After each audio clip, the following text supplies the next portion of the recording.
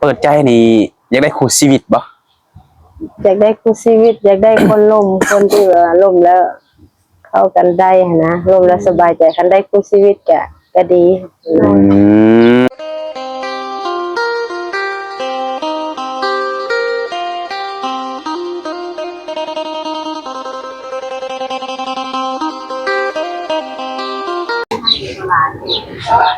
กราบสบายดีและสวัสดีเด้อพ่อแม่พี่น้อง FC หมู่สุคนเนาะสิอยู่ฝั่งไทยหรือว่าอยู่ฝั่งลาวเฮาทุกคนเนาะหรือว่าไปทำงานอยู่ต่างประเทศก็ยินดีต้อนรับเข้าสู่ช่อง YouTube ของบ่าวศิรัตคือเก่าทุกคนวันนี้ทุกคนเนาะบ่าวศิรัตก็ได้มาเปิดใจสาวโสดตามเคยแหละเนาะว่ามื้อนี้ก็เป็นสาวโสดหน้าใหม่เนาะก็เป็นสาวโสดรุ่นใหญ่ทุกคนเนาะแบบว่าเคยผ่านการแต่งงานมาแล้วเนาะมื้อนี้เพิ่นก็พร้อมที่จะชะลาโสดอีกเนาะคือเพิ่นก็อยู่เป็นโสดมานี่ก็โดนนานพอสมควรแล้วทุกคนเนาะสำหรับคลิปนี้พอได้คลิปนี้แหละเนาะทุกคนแบบสาวคนนี้ถูกอกถูกใจหรือว่าถูกสเปคเนาะอยากมาสาวมาซาหรือว่าจะได้ไปเป็นภรรยาก็สามารถทักทายเข้ามาได้ทุกคนเนาะจะได้กับไปเบิ่งคลิปกันก่อนเนาะว่าสิตรงตามสเปคหนุ่มๆหรือบ่เนาะไปโอ้ลมกับเพิ่นเลยทุกคนโอเคทุกคนเนาะมื้อนี้ก็ได้มาหาผู้สาวโสดอีกแล้วทุกคนเนาะโดยสบายดีสบ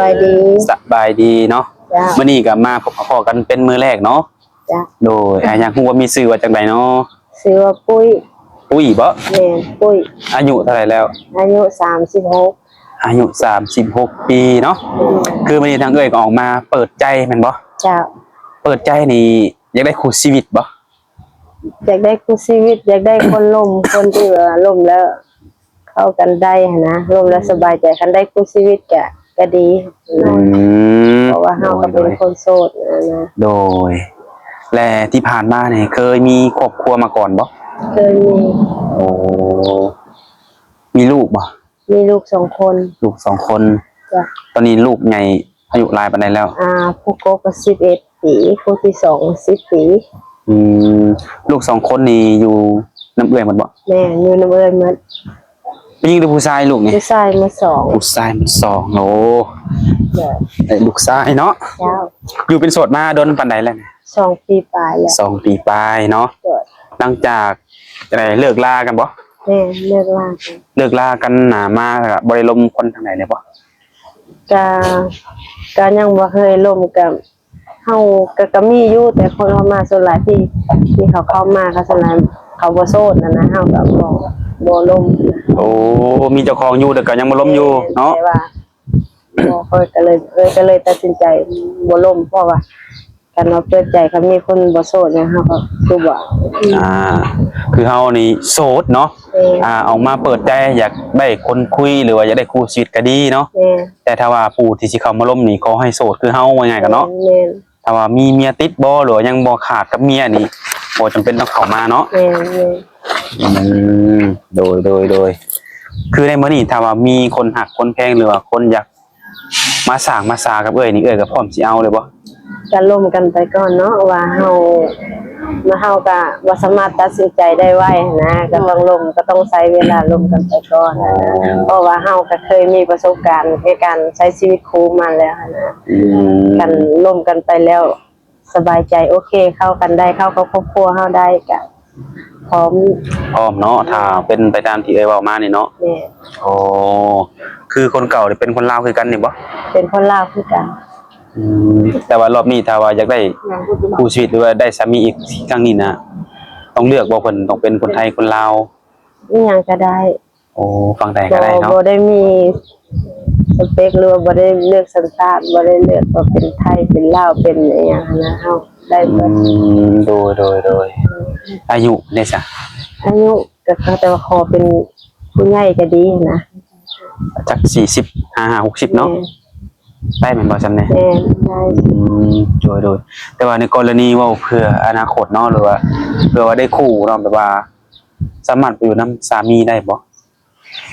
สามารถอยู่นำสามีได้บ่แบบว่าสมมุติว่าได้คู่ยกอย่างคือได้ซะเป็นคนไทยสินะเพิ่นยังได้ไปอยู่นำนี่ไปได้บ่แต่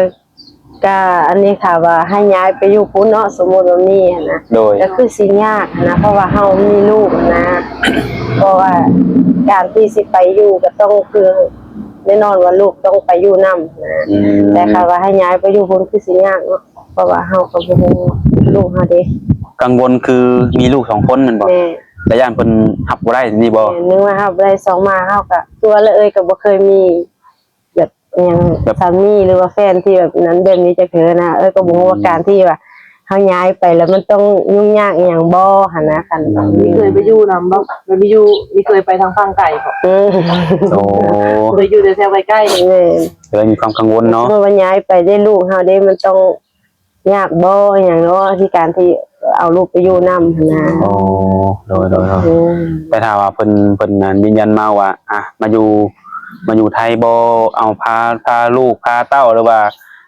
พาพ่อพาแม่มาอยู่ก็ได้จังซี่ได้ซะไปบ่ กลับไปได้ค่ะบ่ได้อย่างนี้นะ ถ้าว่าเพิ่นเลยคำนี้ออกมาเนาะ แม่น แบบว่าเพิ่นยินดีต้อนรับเฮาแล้วก็ลูกเฮาหรือว่าพ่อแม่เฮาเนาะ แม่น อืมโดย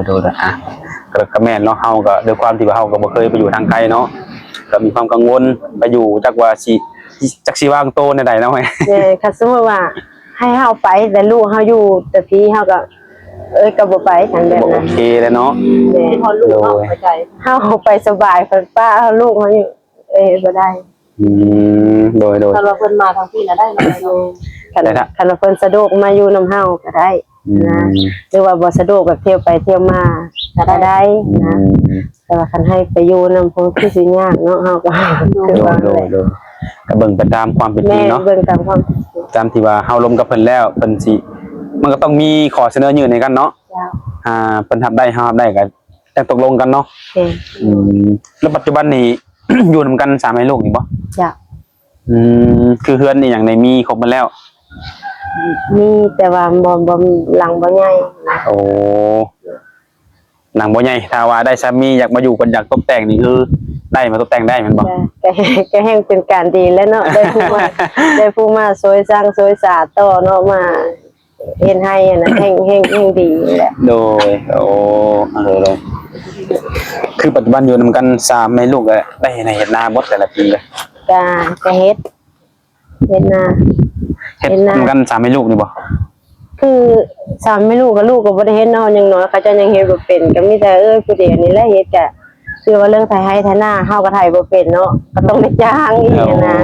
แม่ก็ต้องได้จ้าง เดี๋ยวรอบอก จ้ะ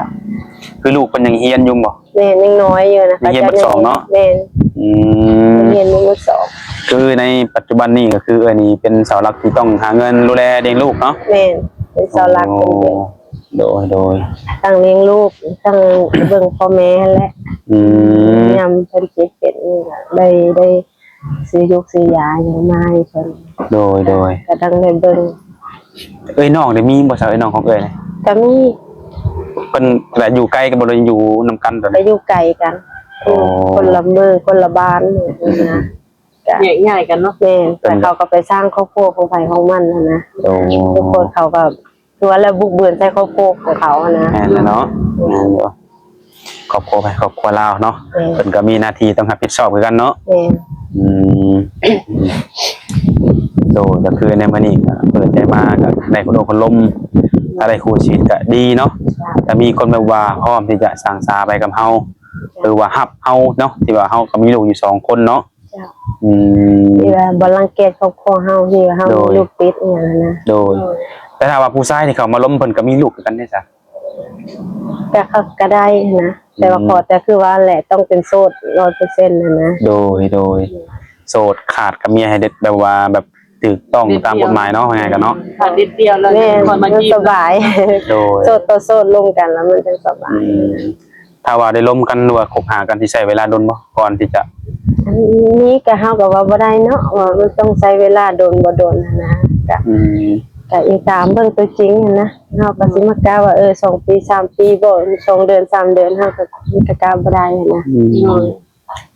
แม่นคนเนาะยังก็อยู่ตามความเป็นจริงเนาะ แม่ ว่าเฮาสิล้มกันนี่มันสิเขาอกเข้าใจกันไว้บ่เนาะ แม่ อืมและปัจจุบันนี่ฉันแบบการที่เจ้าดูแลแบบลูก2คนนี่รายได้ได้ใช่มาจากไสจ้ะ มาจากคอยคนเดียวไปหาเป็นกรรมกรนี่แหละ เป็นกรรมกร แม่ รับจ้างห้องงานนี่ อืมโอ้โหถือว่าเก่งเนาะเอ้ยเนาะว่า ถามว่าเก่งบ่มันก็บ่ได้เก่งนะแต่ว่าเฮาบ่มีทางเลือกเนาะเฮาก็ต้องได้สู้นะคันบ่สู้ก็บ่มีเพราะเฮาคนเดียวเป็นเสาหลักของครอบครัวต้อง โอ้ มีลูกต้องเบิ่งแย่งค่ะเพิ่นเฮาอยู่นำบ้านนำเมืองเนาะเฮามันก็มีรายจ่ายนู่นนี่นั่นบ้านเมืองเพิ่นเก็บเฮาก็ต้องได้ออกนะ อืมแบบรายได้ที่เฮ็ดในปัจจุบันนี้เป็นไดเดือนหนึ่งได้จักล้านเด้อ จ้ะ2ล้านปลาย3ล้านนี่แหละประมาณนี้ แบบว่าใช้จ่ายแบบเพิ่นจำแนงจำนีนี่ก็เหลือพอใช้อยู่บ่ ก็ถามพ่อไซส์บ่มันก็เกือบสิบ่พอแล้วเนาะ เกื คือ อบสิ สิกุมือนี่นะอีหยังก็แพงก็ถามว่าเกือบสิบ่พอแล้ว เกือบสิบ่รอดพร้อมโดย โดยตัวนี้ก็หลาย แต่ ๆค ยั น งดีว่าเฮาเฮียนอยู่บ้านเฮาเฮียนอยู่บ้านเฮาบ่ได้เสียค่าเทอมบ่ได้เสียค่ารถไปรับไปส่งอหยังนะ แล้วก็ลดตัวนี้ไป โดย เพราะว่าเฮียนอยู่แถวบ้านเฮามันบ่ได้นะ แต่ว่าเฮียนอยู่เฮ็ดใกล้บ้านเฮาเนาะ แม่น อืม เราบ่ได้เฮียนเอกชนมันยังบ่ได้เสียค่าเทอมบ่ได้เสียหยังมันก็เลย โดยคือออกมาเปิดใจในมื้อนี้ถ้าว่าเพิ่นอยากโอ้อยากล้มเนาะอยากติดต่อกับเอ้ยนะมีจังไดมีเฟซมี LINE มี WhatsApp บ่ มี WhatsApp เฟซมีบ่ มีเฟซแต่ LINE บ่มี โอ้ รายไม่ได้ลื่นหรอก บ่ ขาด LINE เนาะทุกคนเนาะ แน่นอน ถ้าว่าผู้บ่าวมักเอ้ยนะอยากสั่งกับพวกแต่ว่าเพิ่นลิ้นอยากได้ LINE นะสามารถตั้งขึ้นมาให้เพิ่นได้บ่ จะเอาความจริงบ่เป็นเล่นบ่เป็นบ่เป็นของพวกนี้ เป็นลิ้นหลาย เป็นเอส ลิ้นแต่เป็ด ลิตเฟซนี่ แบบ เป็น ถ้าเพิ่นอยากล้มนี่เพิ่นต้องโทรบ่หรือว่าแชทข้อความหยังได้บ่ แชทได้โทรได้ โอ้โดยในการลิ้น LINE มันก็มันบ่แตกต่างกับจากWhatsApp ดอกมันก็แบบเดียวกันแม่นก็ลองศึกษาเบิ่งบางทีแบบเนื้อคู่เข้ามาทาง LINE ได้ซะ จ้า บ่ได้เลยเนาะ ลมพัดมาทางไหน จ้า ลองเบิ่งเนาะ โดย ถ้าว่าอยากได้ LINE เด้ให้ไปลิ้นแต่ LINE จังซี่เนาะมันก็มีเด้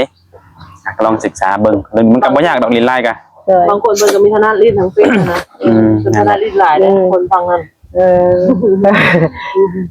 จ้า บางคนทางฟังเขาเป็นธนาลิ้นแต่เป็ดมีธนาลิ้นหลายเนาะ เฟซเขาตั้งให้ เออ เขาตั้งให้ โดยถ้าสมมุติว่าเพิ่นเห็นแล้วเห็นเอ้ยแล้วเพิ่นว่าคือคำบอกคำจ้านี่คือตรงสเปคแท้สิอยากมาเบิ่งมาหามาลิ้นนำตัวจริงเด้สิให้เพิ่นมาบ่ จ้าเขาก็เบิ่งว่าเขาสะดวกบ่มาในเวลาเขาสะดวกเขาก็โอเคมาได้ โอ้ แต่เขาปฏิบัติเฮือนเฮาอะนะ โดย เฮือนเฮาเพราะว่าเฮือนเฮามันน้อยเนาะดูปฏิบัติแล้วก็โอเคยินดีต้อนรับ มาเนาะอ จ้ะ ยากมาก็นับมือเนาะหรือว่าเมื่อใดว่างงานก็มีมื้อพักบ่เฮ็ดเวียกอ่ะ พักแต่วันอาทิตย์ โอ้คือมื้อนี้ก็คือหยุดเนาะมื้อนี้ก็เนาะ แม่แต่ว่ามื้อที่ว่าคันเฮาเจ็บเป็นบ่ลูกบ่สบายเฮาก็ครอบหน้าได้ ทางไปแต่วันผิดวันเสาร์นี่คือเอ็นงานคือเก้าบอก นี่ตื่นแต่ละมื้อก็ตื่นแต่4 โมงแหละ 4 โมงเช้า 4 โมงเช้าไปการก็5 โมงเฮาการก็6 โมง โอ้เลิกได้ 6 จัง โมงก็เลิกก็6 โมงแรง6เช้า6แรงนะ ยาวเลย ยาวเลยมื้อเลยบ่ได้มา ตอนเลิกนี้พอใครเนาะตอนเข้าเนี่ยตีนเราตื่นแต่เช้านี่ ก็คือแบบนอน 4 โมง อยู่ในบริษัทเลย บ่มานอนเฮือน มานอนอยู่เลย แม่ มีรถรับส่ง แม่นมีรถรับส่งจากอีกบ่อนนึงเข้าไป แต่เฮือนไปก็คือขี่รถจักรไป ยังไงกันอยู่ซะเนาะ ไกลมันก็ต้องไปแต่5 โมงฮอดพุ่นน่ะเพื่อท่านเข้ากัน6 โมง เดินหอดอีกซ้ายหนึ่งเนาะ แม่ คือว่าสู่ซนตัวคนเดียวตอนนี้เนาะ แม่ อ่ะ ต้องสู้สด กำลังใจก็คือแม่และลูกเนาะ เจ้า แม่และพ่อและลูกแหละโดยทุกคนมีแต่ว่าหนุ่มๆคนใดเห็นแล้วถูกอกถูกใจเนาะอยากมาสร้างมาซาอยากได้คนที่ดุมันขยันหน่อยง่ายก็ได้แบบหาเงินหาคำใช้ง่ายๆกันเนาะก็เข้ามาโอลมเบิ่งได้ทุกคนเนาะเพราะว่าเรื่องบางเรื่องมันก็อาจสิตรงกันบางทีก็อาจจะบ่ตรงกันเนาะในการเป็นคู่ชีวิตถ้าในกรณีผู้ชายที่ว่าเพิ่นอาจจะมักดื่มในจักหน่อยได้เลยแบบกินเหล้ากินเบียร์ชุ่มแซวนี่ การว่ากินเหล้ากินเบียร์เนาะ กินแบบเป็นการเป็นงานน่ะนะเฮาก็ได้นะเพราะว่าถ ถ้าว่าเฮาก็กินบ่ก็กินคือกัน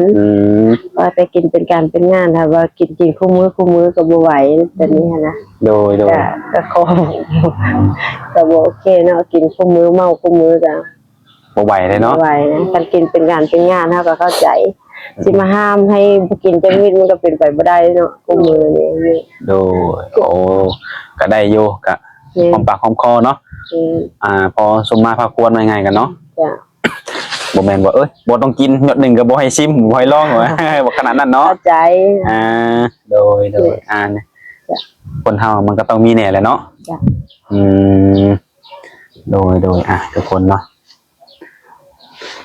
โดยก็ถือว่าบ่มีหยังได้เนาะมื้อนี้เนาะมาเปิดใจให้เอื้อยเป็นครั้งแรกเนาะอยากมีคู่ชีวิตผู้นำครอบครัวเนาะก็มีแต่ว่าให้ทั้งเอื้อยสมหักสมหวังเนาะ จ้ะเข้าใจ ทางทีมงานเฮาก็ถือว่าบ่มีหยังได้มีแต่ว่าให้เอื้อยพบพ่อเนื้อคู่คนที่ว่าจริงใจสามารถดูแลเบิ่งแยงเอื้อยได้เนาะโดยถ้ามีหยังเพิ่มเติมทางทีมงานเฮาก็สิได้มาหาใหม่เนาะ จ้ะ โดย โอเคมื้อนี้อัสมีก่อนเนาะ จ้ะ โดยสบายดี เข้าใจหลายๆ